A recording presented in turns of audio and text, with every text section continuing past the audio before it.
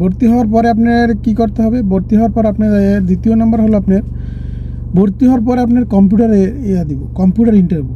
Computer interview কি? অনেকে জানে কম্পিউটার, আর কম্পিউটার তো পারি না, কম্পিউটারে কী দিব? আসলে কম্পিউটার ইন্টারভিউ হলো কি, আপনার রাস্তাঘাটে যেগুলো চিহ্নগুলো আছে, যে সাইনবোর্ডগুলো আছে, ওই সাইনবোর্ডগুলো এক সাইনবোর্ড 3টে আসবো। যেমন ধরেন আপনার ইশারা মানে যে সিগন্যালগুলো বলে লাল বাতি, নীল বাতি, এইভাবে একটা সাইনবোর্ড আসবো। ধরেন আপনার ওভারটেকিংয়ের নিষেধ, এখানে আপনার ওভারটেকিং নিষেধ, ওভারটেক করা যাবে। আবার অন্য একটা সাইনবোর্ড আসবে, 3টে আসবে, 3টে মিলে একটা রাইট দিয়ে দেবে। যেমন আপনার আরেকটা ধরেন আপনার সৌদি আরবে হাইয়েস্ট স্পিড হলে 120, ওখানে 120 আসবো, 130 আসবো, 100 আসবো, ওই ভিতরে আপনার রাইট যেটা ওইটা রাইট দিতে হবে।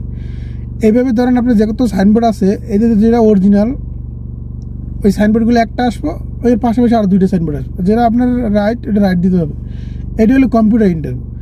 এই কম্পিউটার ইন্টারভিউগুলো অনেকেই চিন্তা করে কম্পিউটার তো চালাই না, কখনো কম্পিউটার কীভাবে দেবো। এটা আপনি যদি গাড়ি চালান, রাস্তাঘাটে গাড়ি চালান, তখন আপনার নিয়মকানুন যাতে জানেন যে এই রাস্তা থেকে আমার এই রাস্তা যাইতে হবে, এই সিগন্যালগুলো আপনার রাইটে আসবে, তখন আপনার টিক দিলে আপনার কোনো এটা সহজ।